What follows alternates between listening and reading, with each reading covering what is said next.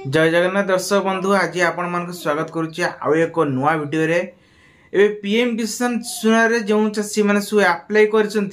चाषी मानी आसी आउ एक बड़ खबर कारण प्रधानमंत्री आरंभ कर सुकन्या समृद्धि सुना पीपीएफ अकाउंट एवं क्लोज होगा जाऊँगी 2024 ठारू नुआ नियम आसी जहाँकि 31 मार्च 2024 ठारू ए नियम लागू हेबो आपण पाखरे 2 मास समय अच्छी जदि आपण माने पीपीएफ अकाउंट खोली ताले सेथिरे आपण किछिटा काम करिया पड़िबो नहले आपण मानकु 100 टंका रु नै 50 टंका पर्यंत तार फाइन बा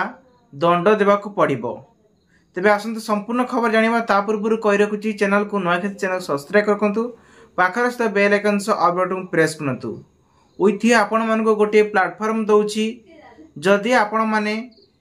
किछि निजर इनकम करिया पे चाहूचंती ताले वीडियो देखुथिबा तार टाइटल पर क्लिक करंतु वीडियो डिस्क्रिप्शन गोटे लिंक अच्छी से लिंक को आपण माने डाउनलोड करिवे संगे संगे आपण मानको 350 टंका बोनस पाइबे उइथि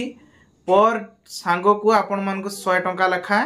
पाई परबे किभली ना जदि सेही सांग मानको पांचटा सांग मानको शेयर करचंती ताले सेठी आपण मानको 500 टंका पाइबे आपण को सांग जदि पुणी 5 को शेयर करचंती सेठी आपण मानको सीए पाइबे 500 टंका उइथि आपण पाइबे तार कमिशन जहा को नै एबे लॉन्च करा जायछि ये कोनसी प्रकार फ्याक नै एबे चाहिले आपण माने याको रील्स करि परिबे। तबे वर्तमान कथा पा जो माने सुकन्या समृद्धि सुरे एबे पीपीएफ अकाउंट को क्लोज करिया को नै कि घोषणा करा जायछि किछि माने अछंती संगे संगे न्यूज़ सुनला माने से आस्ते व्यस्त हिउत कारण से माने खुली चंती ना त चिंता लागुथबो ते मु आपण मान को कहूची कोनस प्रकार चिंता करबा नै आपण को मासरा आउरी 2 मास समय अछि आपण चाहिले पूरा आराम से जाई कि जदी आपण को अकाउंट रे 500 टंका रो पीपीएफ अकाउंट जोटा हम कहूची पीपीएफ अकाउंट रे यदि 500 टंका कम रहउची ताले आपण को 100 टंका माने 100 टंका आपण को जरिमाना बा फाइन देबा को पड़िबो। गवर्नमेंट ऑलरेडी रूल काढी देछि ए रूल मार्च 31 2024 पाखरु लागू करा जिवो आशा करूची वीडियो हिस्सा बहुत सारा आपण हेल्प नै थिबो